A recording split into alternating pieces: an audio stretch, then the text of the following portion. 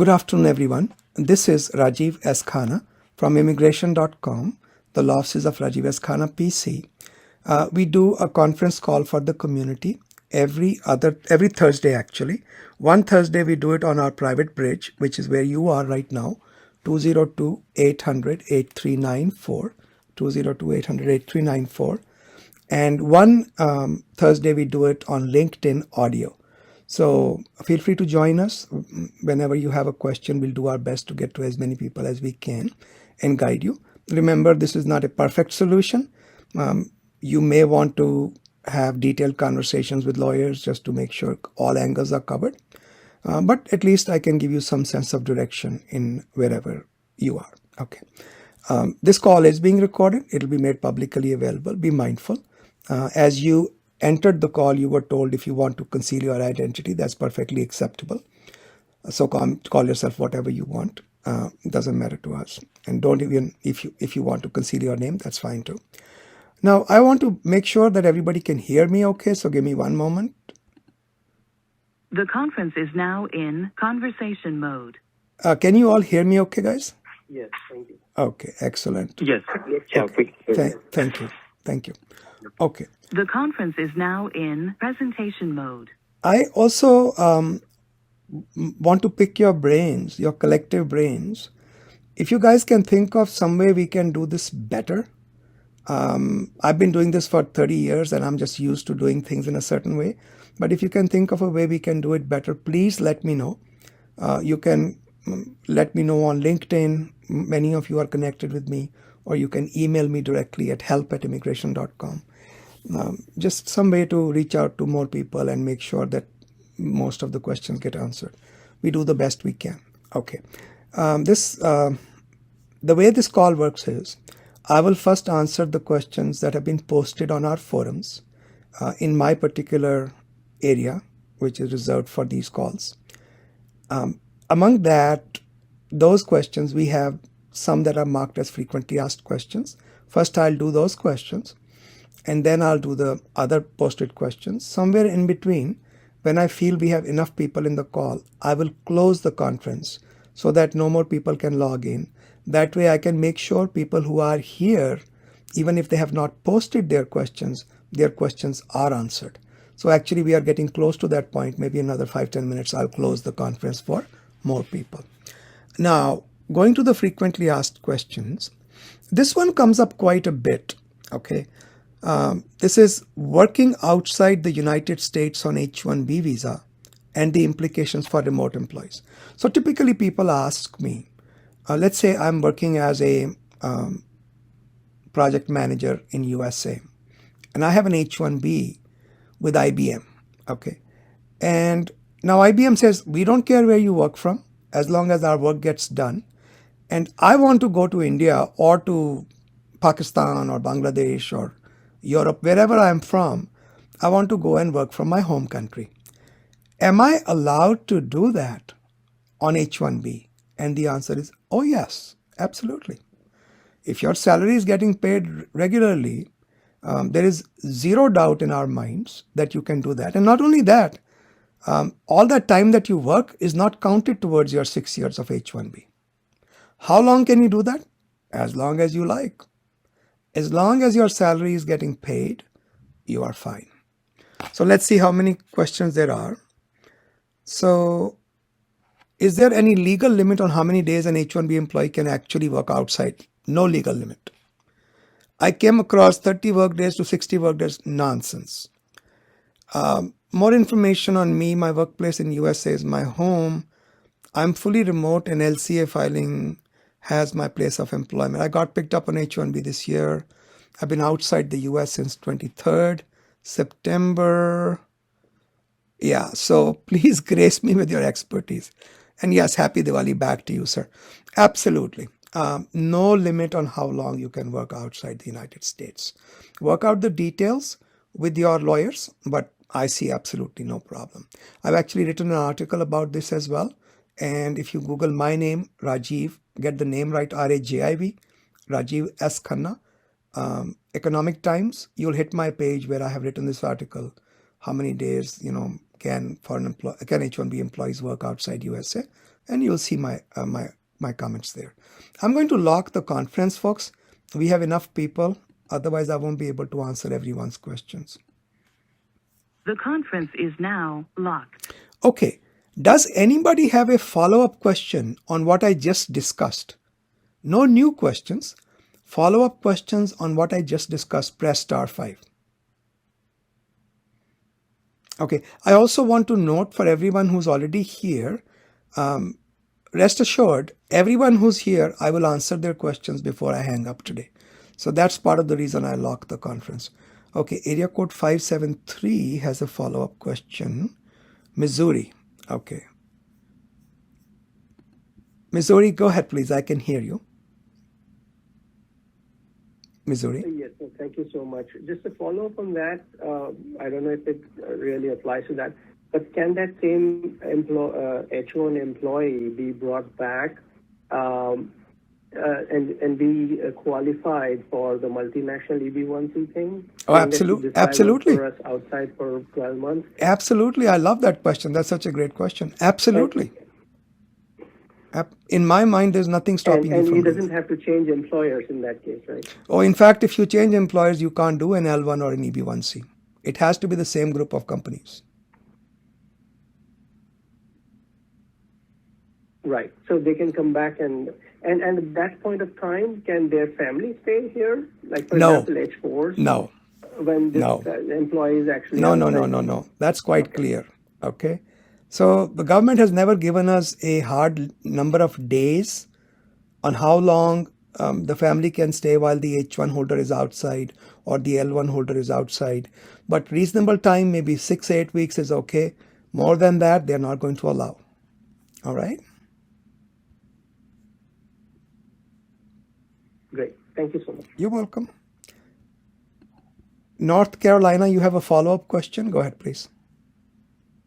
North Carolina? Area code 984? Yes, sir. Yes, sir.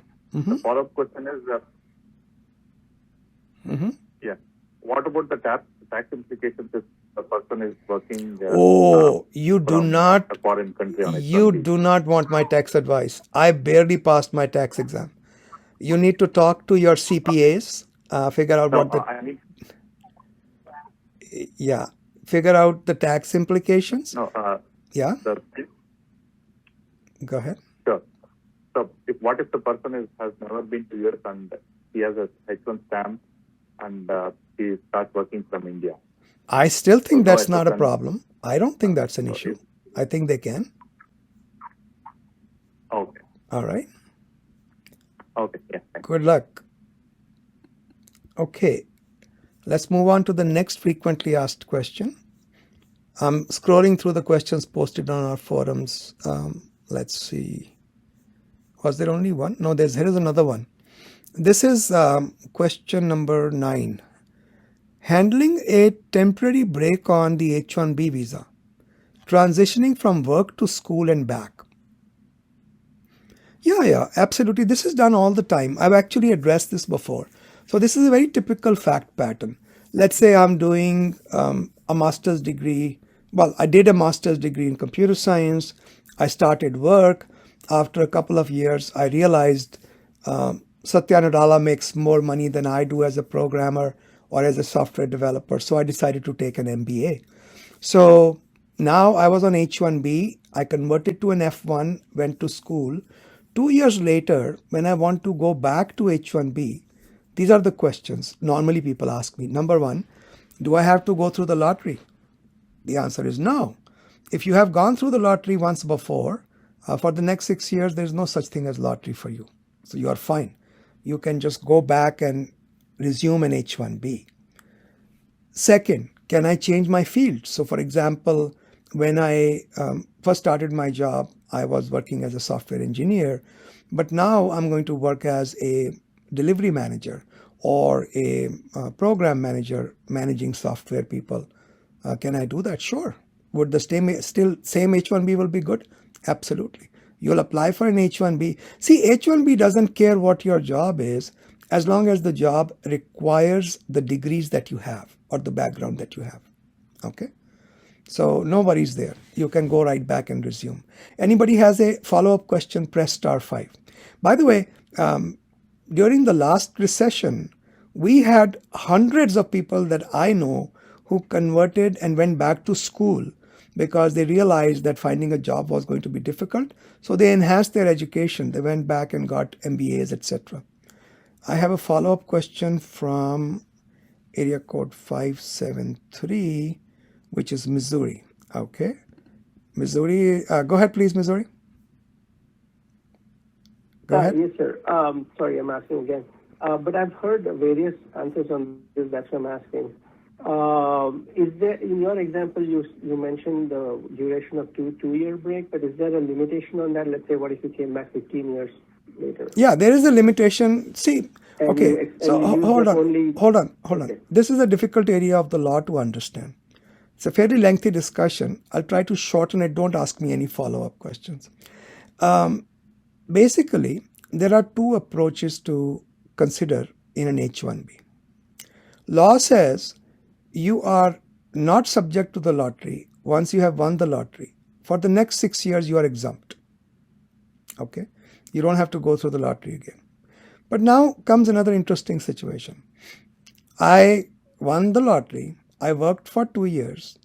And then I went back to my home country.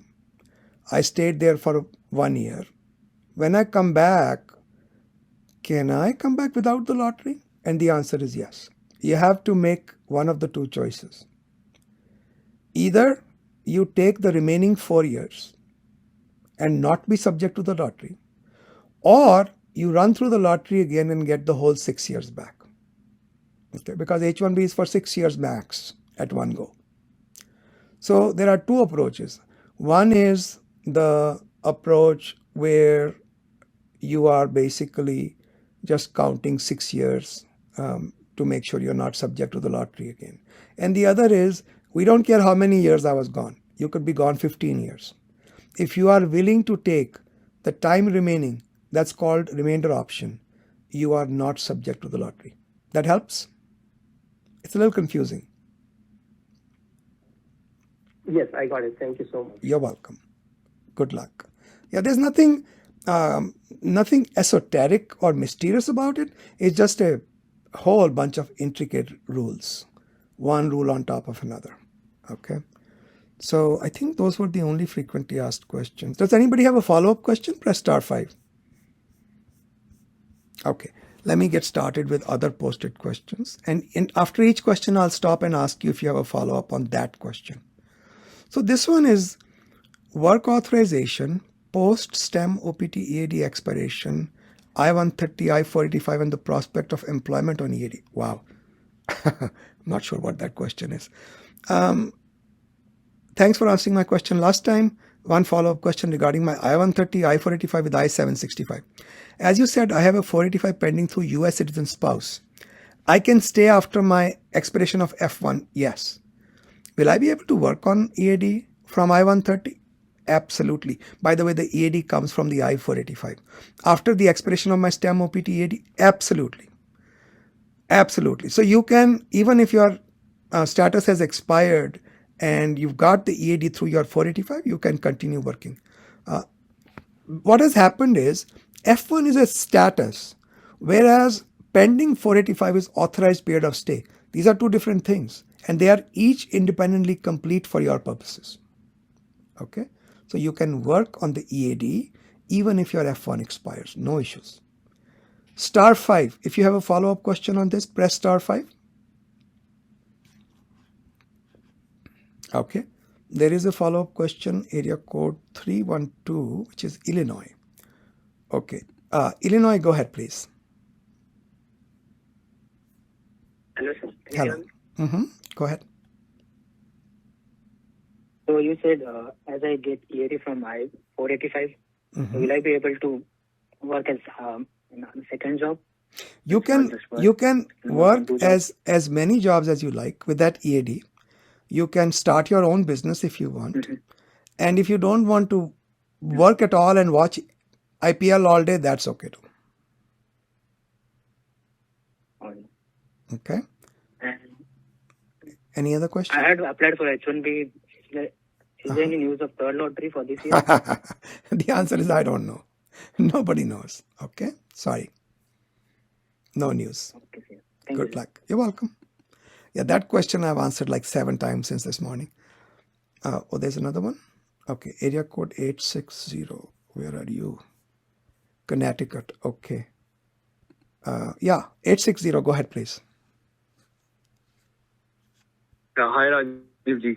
So I have a couple of questions, so what if my student visa and STEM OPT Hold on. both expire at the same time? So, my situation Hold is... on. Sorry. Hold on. No new questions. Only follow up on what I discussed. Okay. Wait till the end of the call. Yeah, so... Have you been married to a US citizen? Is that your question? Not yet? Right now, I was no. discussing concept. So wait till the, that's what I said. Only follow-up questions. Wait. We'll get to all that. So next question is work authorization, post-STEM OPT EAD expire. Oh, already talked about this. Managing CPT, immigration regulations and career opportunities, balancing job prospects in Boston with OPT and H-1B. Oh, okay. I am a CSE master's student from LA, California. So, okay. Upcoming spring will be my last semester. My college allows me to work full-time on CPT. I have a spring co-op job opportunity in Boston. The company insists on me being present in the office full-time. I've already accepted the offer. My university is advising against moving to Boston. Yes. So this is the situation, Srivatsav. The situation is, during the COVID, government had loosened the requirement, which is now back, that you can only take certain number of credits online. Okay? I think it's 3. You cannot take more than that.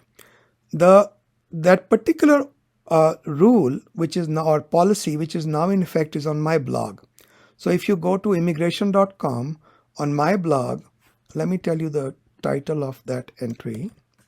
So immigration.com, oh boy. What has happened is, because the screen is short, it reconfigures. It's a responsive screen, so I can, all of a sudden, everything has changed around. Okay, so I'm looking at my own blog. First, second, third, fourth, fifth entry says, SEVIP ends its COVID flexibility for F1 and M1 students. Just go read it there. It tells you exactly what you need to do. Okay? Best of luck. Star 5. If you have a follow-up question, press star 5. Okay. Next question. Day 1 CPT options, legal universe. Oh, wait. Did I miss anything? Oh, 1 second. Oh, yes. So you already got that. Okay. Rahul Patel says day 1 CPT options, legal universities, OPT and STEM OPT considerations, and insight on Biden's executive order for F1 visa renewal. Oh, wow. That's a lot of information. I'm currently on STEM OPT, bachelor's degree OPT ending. I'm planning to enroll in day 1 CPT. Is there any recommended university for day 1 CPT that is totally legal? Well, this argument has been discussed many times. If you go to our frequently asked questions on immigration.com about curricular practical training, it tells you what I think. I think it's legal, but make sure that you are enhancing your career and not just taking random courses to get work authorization. Okay. I don't have any recommended university, but as long as the university is authorized to issue I-20, of course they would be. I think it should be okay. But the more well-known and well-regarded the university, the better off you are. If I finish my master's degree within 1 year, is there any issue or problem with my next OPT or STEM OPT based on my master's degree? So the answer to that question should be discussed with your DSO. I believe if you have 1 year of full-time CPT, you can't get OPT. The weird thing is, if you finish your OPT and then get CPT for another degree, no problem. But if you get CPT and then try to get OPT, you have some reduction in number of hours in months and years. Okay? So double check with your DSO what the rule on that is. Biden's new executive order, is it most likely to be approved? Now, this executive order is different. The AI executive order is not the same thing as visa revalidation program, which is entirely in the hands of the State Department. Okay, so right now, what I last heard, this was October beginning meeting, in which the State Department said, well, we are not including F1s. And they were only going to start with the H1s and not even H4s. So, but then after they talked, I think 10 days later, President Biden signed the executive order. And that executive order on AI says, do everything you can to make life easier for students and people who are working in some of these technologies. And they give the list of critical and emerging technologies. But in general, I think if it applies to one set of students, they'll probably apply it to all students. That's my guess. So the answer to your question, don't know yet. We'll see what happens. Okay. Any follow-up questions on this, guys? Press star 5. Okay. Area code 508. 508 is Massachusetts, right? Yeah, Massachusetts. Massachusetts, go ahead, please. Yeah, Rajiv. Thank you so much for opening this line. Sure. So currently I'm in Texas. Okay. Yeah. So I have a follow-up question on this. I've been following you since long. So the question is, already you have answered for day one CPT. It should be a legal enhancing in the actual area and with well-regarded university. So I have a specific question. I have one attempt pending. And after that, it's coming to end in August. So when do actually I need to get started with all this preparation? Okay. So what you should do is if I'm opting for CPT. Sure. You should have decided on the university you want to go to. Then you should have a conversation with your DSO. Okay. You have to decide on the date you want to join the new university. And there's a whole lot of math that goes into, I forgot what it's called exactly. I think it's called separation date, which means basically the day you separate from the old university and move to the new one.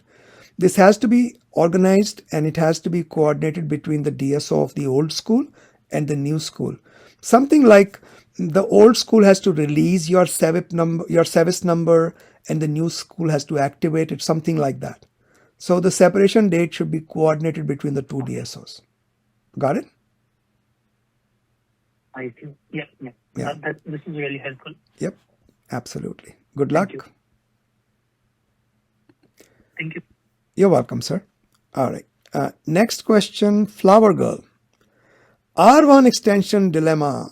You have a strange situation where there's a discrepancy in what you were paid and what you were supposed to be paid.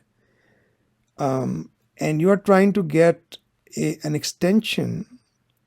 You got paid about $800 less per month than was stated in the initial R1 petition.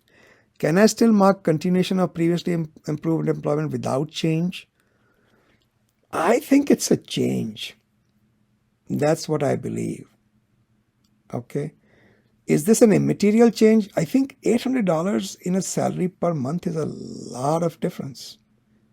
So in my opinion, this is at least without researching this issue more, my first instinct is to say, yes, this is a substantial change and the petition should be marked as extension with change. Okay. Star 5, if you have a follow-up question, press star 5. All right. Next question, Ravi Teja. H-1B transitions, travel plans, unpaid leave, civil engineer contemplating an MBA and future career shift. I just answered this something very similar, right? So H-1B transfer to a different field post MBA. I'm on H-1B working as a civil engineer, planning to get my MBA. My H-1B expires in September 2024, 7 months to H-1B expiration. Can I travel in Feb 24 and come back? But if you still have a job, yes. But if you don't have a job, you shouldn't be traveling on that H-1B. Can I go on unpaid leave for 4 months and be in India on an H-1B? I think you'll have a problem coming back. unless you have a good explanation for it. So if you are here, press *5 because that's not going to be easy for you. Press *5 if you're here. Okay, this should be discussed with your lawyers. I think this whole situation could be considered by the government to be highly suspicious because traveling on an H-1B when you are not really doing the job on return would be a problem. Okay, so I wouldn't do it if I were you.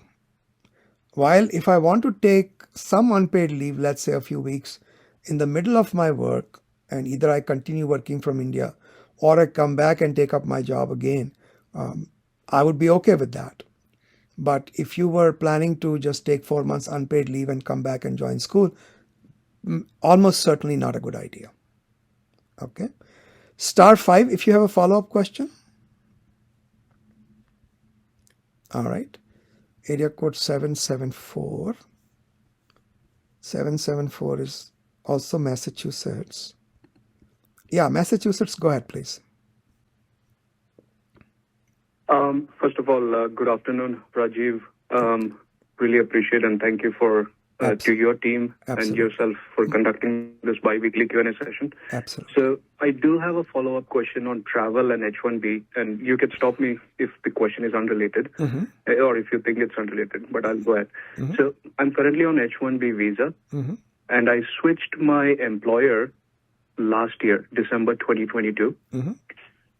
Meaning my passport right now has the stamp with my previous employer. Okay, stop. I do have... Okay, stop. So, visa doesn't care which employer you work for. So, H-1B visa granted in the name of IBM, and later on you move to Microsoft, you can still travel on IBM visa and Microsoft approval, no problem. And just one follow-up, and I don't have to re-stamp or go to embassy or do anything, right? I can come back. Absolutely. If I have the I-797. Absolutely. It's done all the time. This has been well settled for the last 20 years. Okay. No issue. Good luck. Good. Thank you. You're welcome. Thank you so much, and appreciate your time. Of course. Our pleasure. Okay. Then next question, we are pretty much coming to the, well, I guess we have a few questions still. Commencing work on new remote project, factors to consider before filing LCA and H-1B amendment. I was laid off and my last employment date was October 21st. 7997 is good till 25. New consulting company prepared to sponsor my H-1B for a remote work project as an internal employee. Okay, one thing guys, you're all here. These internal projects, these are number one red flag for the government. Unless there is really an internal project, be very careful with these things. This can become quite a problem. Company submitted an LCA, transferred my H-1B with regular processing. I began employment with that consulting company employer based on my H-1B receipt. I got another remote project for a different end client. My consulting company informed me the H-1B is still under process. If they file another LCA and file an H-1B amendment for the new remote project, it will be a problem. Why? Can I begin working with the new end client project before filing a new LCA and H-1B amendment? Well, this is kind of tricky, okay? So this is the way I look at it. The project is not yours. The project belongs to the company, right? And if the job is pretty much same or similar, and the arrangement is pretty much same or similar, that the end client pays the company and the company controls you, this is a call to be made by the lawyers. An amendment and an LCA may not be required because you're working from your own home and you're already covered by that. So your employer remains the same who's filed the H-1B. The job description remains the same. Where you work from remains the same. And the end client arrangement with the company remains the same as the other end client. I think it's reasonable to start working or take on more than one client, because it's not you working for the client, it's the company sending you more work. So, but double check with your lawyers. This is what you have told me. This is what I have made my observations based on. There may be more to it. So please don't just take my word for it. But certainly it's worth exploring. Okay. Star 5. If you have a follow-up question, press star 5. All right. So next question. Oh, I already covered this as a frequently asked question. So we just have a couple of questions left. Then we'll start with all the new questions. OPT travel issues departing before start date. OPT travel departing before start date. Unemployment considerations and passport renewal in India. Namaste Rajiv ji, namaste sir. I'm an F1 student. I'll be applying for OPT. Can I travel to India before my OPT start date? I haven't received my EAD card. So this is on my blog. Okay, I made a info map, kind of a workflow thingy, and like a mind map. It's on the 4th or 5th page of my blog. And if you can't find it, just either connect with me on LinkedIn and ask me that question, or email me to help@immigration.com, and I'll send you a link to that page that actually tells you at what stage you can travel and what documents you need. Okay. Can I renew my passport in India? I would strongly recommend renew your passport in USA and pay expedited fees. Okay. So I can answer this question. Any time before OPT will of course not be counted as your unemployment days because OPT has not started yet. But can you travel? That's the $1 million question. And that has been answered in my info map. So if you can't find it on my blog on immigration.com, I think it's around the 5th page, 4th or 5th page. You will see it. Then go ahead and send me an email or LinkedIn request. Okay? And happy Diwali to you as well, sir. Star 5. If you have a follow-up question, press star 5. Sometimes I hope I'm making sense to people. Maybe I'm talking too fast.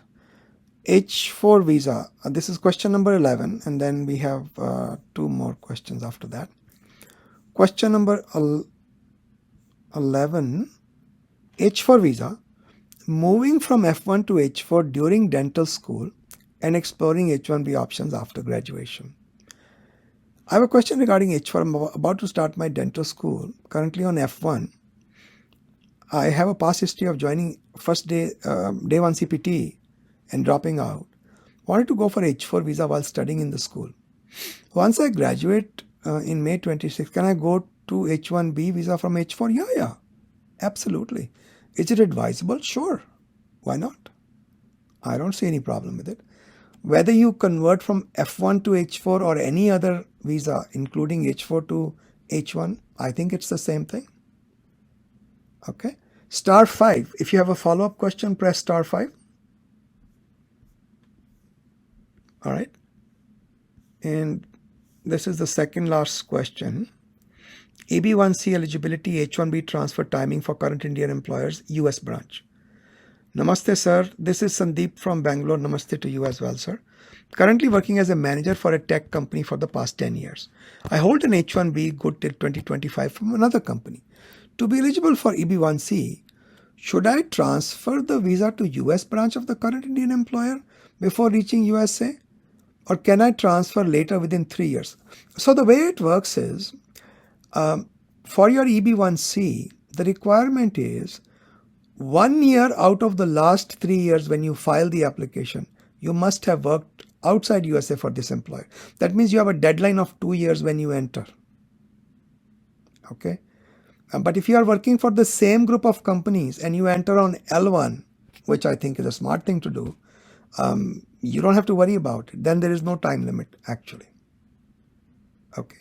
So if you enter and start working for some other company, you have 2 years to file for your original company. But if you are working with the original set of companies, sister companies, branches, affiliates, there is no time limit if you enter the US to work for the same group of companies. Okay. Figure out the details with your lawyers, but that's definitely the way it is. There's no need to transfer the H-1B at any point. I don't see the point of that. Okay. Star 5. If you have a follow-up question, press star 5. Okay, this one is from North Carolina. Okay. North Carolina, go ahead, please. I can hear you. Yes, sir. Yes, sir. This is the same person. Mm-hmm. So the rule never says to land with the Indian company visa to be eligible for EB1C. Am I right? Okay, your voice is very muzzy. I can't really hear what you said. Can you slow down and ask me the same question? No, I just said that the rule never says to land in US with the Indian company visa to be eligible for EB1C. So No, what I mean it does not. The rule does not if say I that. start working, Yeah, the rule does not say that. So, for example, so if I let me give you an example. Okay, so your H-1B is approved by Microsoft, but your EB1C is going to be filed through IBM because you worked for IBM outside USA. You can enter USA on Microsoft's H-1B and within the next 2 years file the EB1C through IBM. No problem.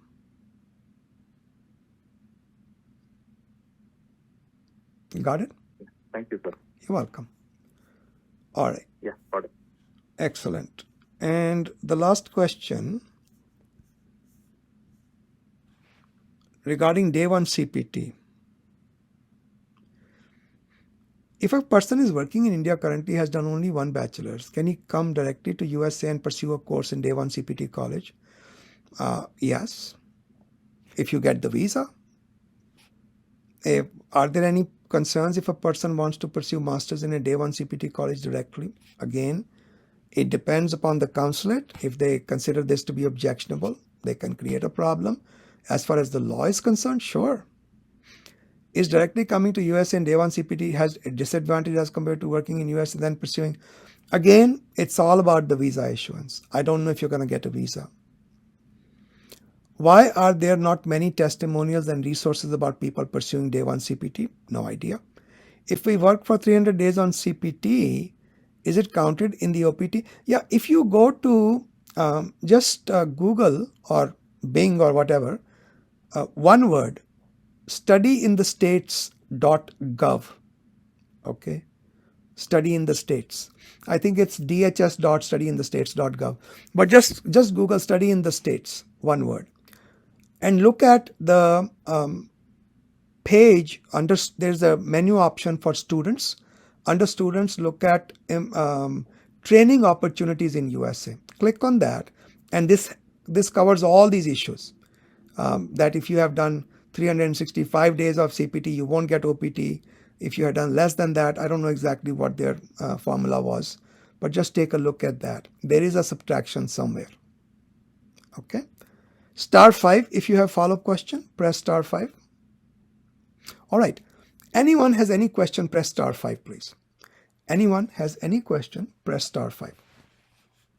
I will take you in the order that you logged in. So I have 6 questions so far. Are you guys sure? That's all. 8 now. 9. All right. Anyone else? 10. Okay. All right. We have 10 questions. Let's begin with in the order that you called. The first one is from New Jersey, which is area code 732. Let me make sure I get the right one. 732. This is the one. Okay. What do I do with this? I've selected it. Man, they keep changing the GUI on these, and I have such a hard time keeping up with this. Okay, now it is. Hello, Rajiv sir. Yeah, I think I can hear you. Go ahead, please. I got it finally. Yeah, namaste, Rajiv sir. Namaste, sir. Saurabh here. So I was laid off from my organization few days back. Acha ji. I was on H-1B visa. Right. So since I have like 60 days of time period to find a new job, Ji. so I'm looking for options in terms of converting my visa to B2. Haan ji. So I just want to know, like, how is the process? Like, is the process quite straightforward in terms of converting to B2 and then getting back on H-1B to get a new job? It's quite straightforward. Also, one more. Hold on. Wait right here. Yeah. So you need to do 2 things. You need to look at the frequently asked questions on our website, immigration.com, and you want to look at the 4th or 5th entry from the top in my blog on immigration.com. I have given you all the details what you need to know to do it. Okay. Now go ahead. Great. Go Thank ahead. you so much. Just one last question. Since I'm on my I-140 is approved, am I eligible for 1 year under compelling circumstances? You can try. We've done a few of these. I've never liked them. One, it takes too long for the approval to come through, and then it's only for 1 year, and you have to keep renewing it. And if you want to convert back to H1, you can't do it from within USA. You have to go get a visa stamp and come back. So, but it's good for certain cases, but it's not good for everyone. In the same blog, okay, my blog, if you go to immigration.com, all right, and in the main search page, you click on, let me just do a screenshot of that. So hold on one second. I am going to, I've gone to our website. This is looking a little different in the screenshot that I'm doing, or the screen share that I'm doing, because it has reconfigured, being responsive. So just go to, there should be search here somewhere. When you go to search, here it is. And search in quotes, compelling circumstances. Okay. Compelling circumstances. And hit search. It's a faceted search. So it tells you, I have found entries in different, like some in blog, some in this area. So go to the blog and you will see several entries on compelling circumstances EAD. Read through those. It tells you exactly what the law is. Okay. So, and then come back. If you have any questions, come back to us and talk to us here. Great. Thank you so much, Rajiv sir. You're welcome. Good luck.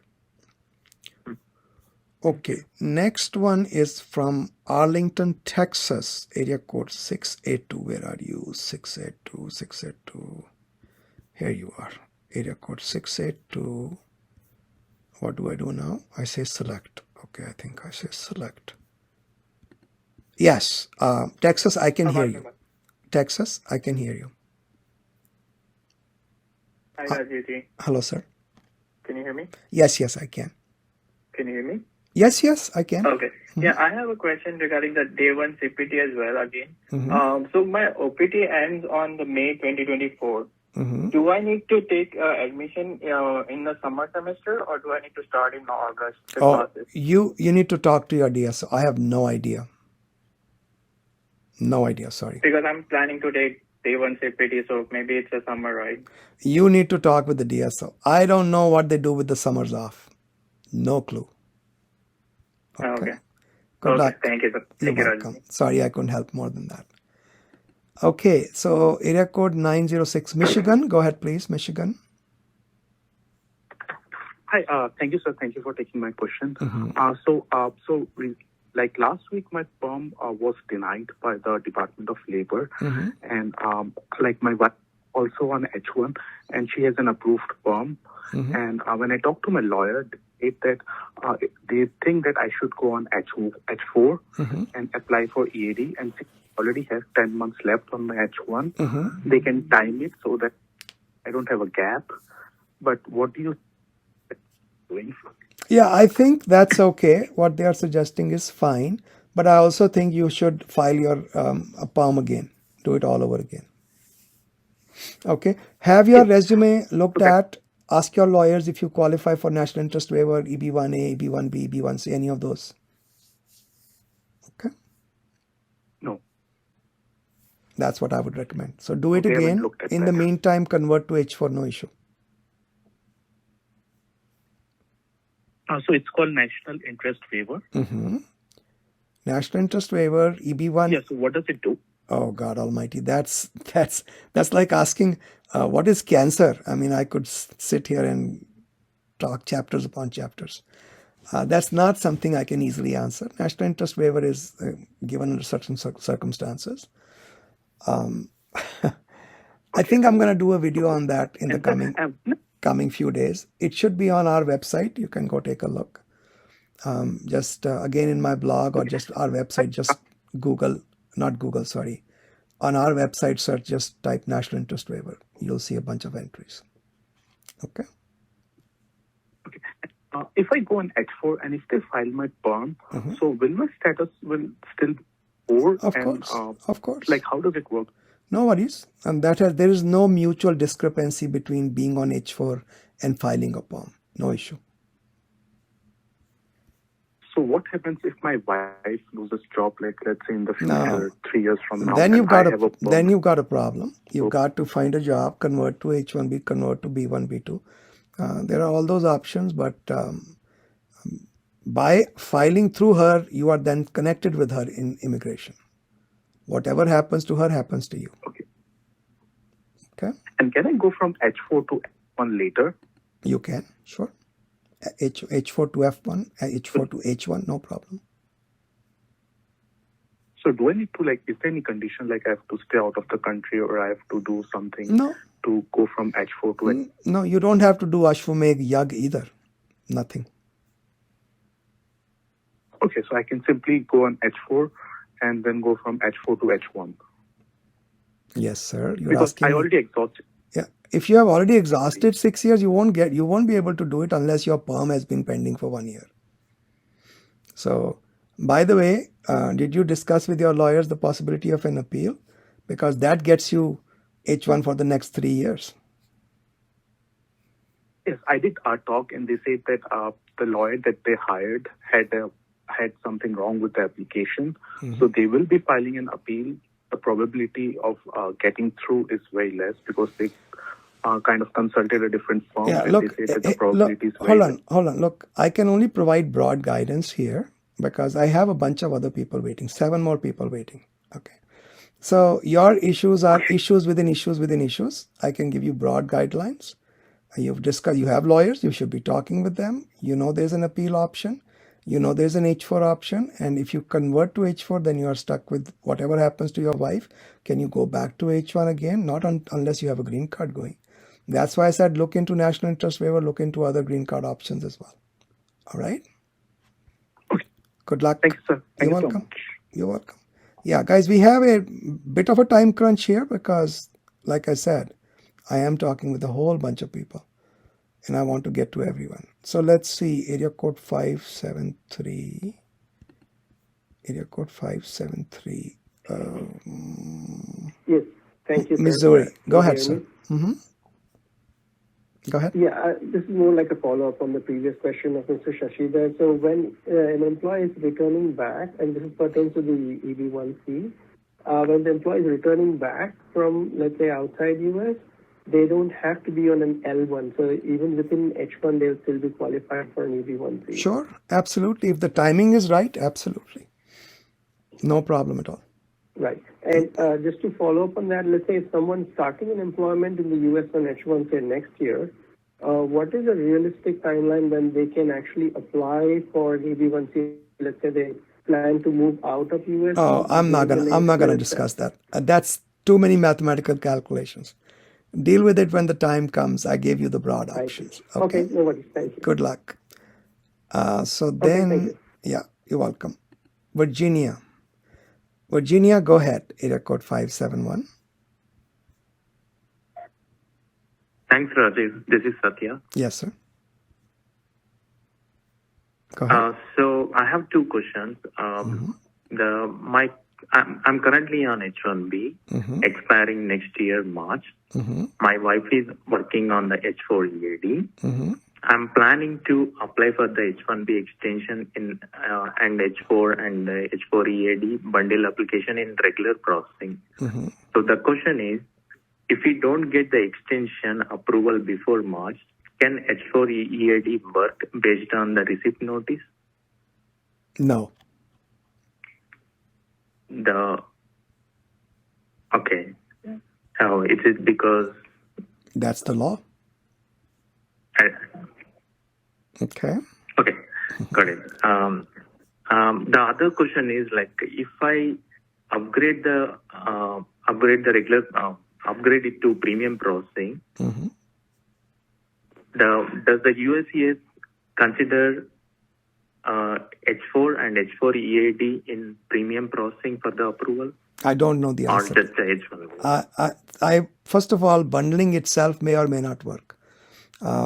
I've talked about this many times. You can read it in our frequently asked questions or listen to our frequently asked questions. I don't know if bundling works, but I can give you one hint.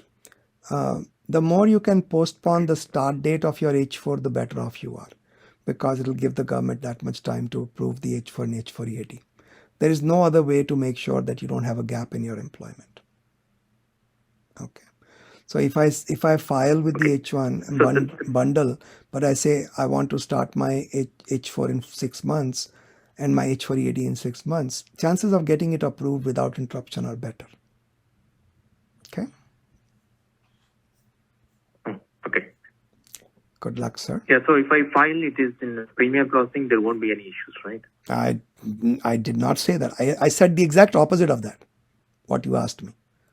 I said there's no guarantee that bundling will work. And you just paraphrased me completely opposite to what I said. Okay, So, got it. I love when smart people like to paraphrase me to hear the answer they want to hear. There's a whole history behind it. Government settled the case with the American Immigration Law Association and a bunch of other law firms that they will do bundling. And then over a period of last few months, we've noticed sometimes they do it, sometimes they don't do it. So it's a whole big mess. That's why I said postpone the starting date as far as you can. Okay? Yeah. Good luck, sir. Thank you. You're welcome. Okay. California, 310. California. Sir, good evening, sir. This Good is evening. Vinod. Hello, sir. Sir, I have a question. I have come to US in 2012, but never exited out of the country. Still, I'm here, and I got multiple extensions. Plus, I applied for my GC-EAD green card, and I received my EAD and the AP. But only thing is, my departure record says online departure in I-94. It says that I have departed in 2013, and that is only the thing. Then I went to the DHS office in Los Angeles to correct it, but they said that's not a confirmed departure. But only thing is, when I'm applying for the jobs, there are a few consultants or the vendors, they are restricting, saying that you have a departure record, but there is no entry record.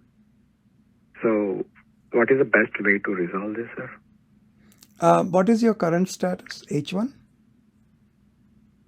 GC-EAD. GC-EAD. Okay. Yeah. That's a very, very strange situation. But you know what?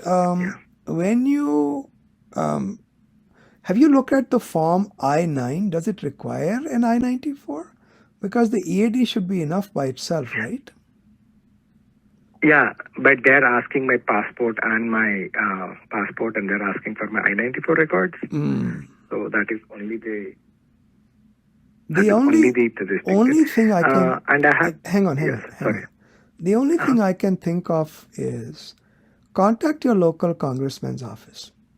Okay, tell them that you have this really strange problem. To please help resolve this problem. Okay, that would be my first line. And if that does not work, then I would just file a lawsuit against the government, because they should correct it. Oh. Okay. And these kind of lawsuits don't go to trial. They should get settled right away. Okay. Okay. But first try the congressman's office. Thank you. You're welcome. Okay. And sir, one more thing. I think if I go out, I have a Canadian visiting visa. If I go and come back, will it work, sir? So I'm concerned that if you go and come back, they might say, you are not even here. Why are you coming back, and go away? So, I mean, I would want to resolve this before I travel. Okay. Got it. Good luck, sir. Thank you, sir. You're welcome. Thanks. Bye. Next one is Hawaii, I think. Area code 808. Hold on. Yes. Hawaii, go ahead, please. Hi, can you hear me? I can, yes. Hello? Yes, sir, I can hear you. So I'm a F1. I'm an F1 visa holder, and I'm also a beneficiary of the Deferred Enforced Departure DED. So recently I got my I-40 approved. I'm wondering if I can use advanced payroll, apply through DED to return to the U.S. after I travel internationally, even though I declare my so sorry. This is not my field of practice at all. I don't know anything about departures, deferred departures, voluntary departures. No idea, sorry. Talk to somebody who does deportation defense. Okay? Good luck to you, sir. Okay. Can I ask a quick question about CPT? Yes, you can. So if I want to take an internship that is offered in Canada, let's say, not in U.S., but the company is in Canada, but I want to do it remotely in the U.S., do I still need to apply for anything? I don't. I talked to my school, but they said, like, I need to talk to an attorney. Yeah, you can't. You can't because it's not a U.S. employer. So as far as I know, you cannot do an internship or a paid internship for a non-US employer on your OPT. That doesn't work, or CPT. It has to be a US employer. Okay? Okay. Anything else? Okay. That's it. Thank you. You're welcome. Good luck. Ohio, 216. Ohio, go ahead, please.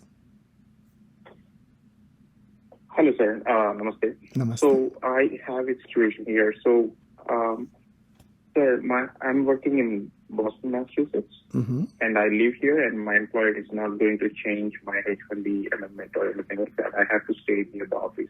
Okay. And my wife got a full-time job in Virginia, and she has moved with my kid, and she's staying there. Like, she rented a place and everything. She's sending the kid to the school. I'm traveling in between, like, the weekends and everything going on. So now my wife is on H-48. Can she do that? Like, can she live there and yes, apart from me because I absolutely. So you see, you have a geographical restriction because you are on H-1B. You have to remain within the area where the LCA is approved. But your wife has no such restriction. So she can continue to live in Virginia, send the child to school, and use her EAD in Virginia. No problem. Okay? And she's going for stamping, sir. So when we fill out the DS-160, when they ask for the address, she has to give the Virginia address or always tell the truth. You give the correct address, which is the Virginia address. Absolutely. Okay? And I was just reading through some forms and it says H-1B, H-4 has to stay with H-1B outside. Look, I can't respond to advice that has zero meaning for me.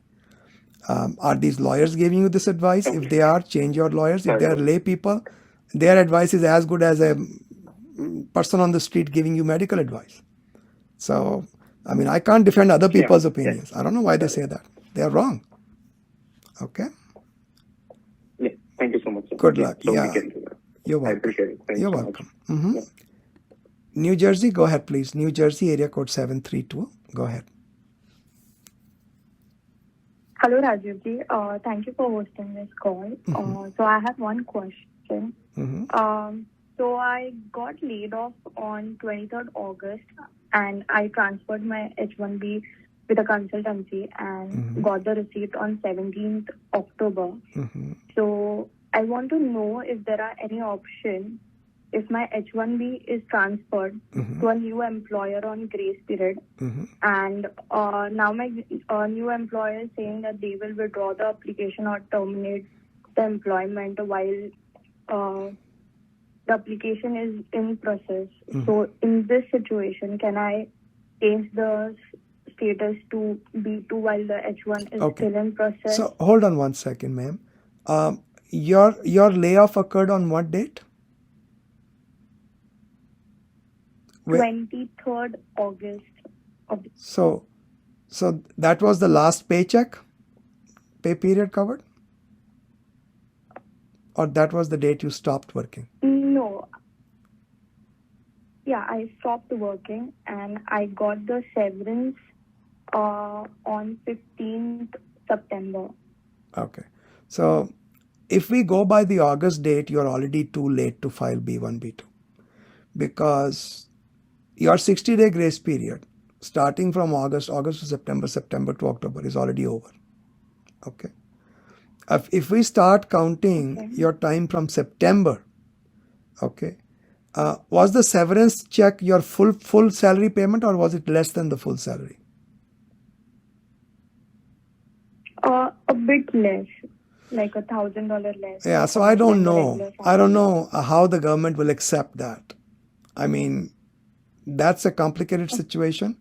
You could try applying for a B1, B2 using September as the date your grace period ends. I mean, the date your grace period begins, so that it ends in November. You can try doing that.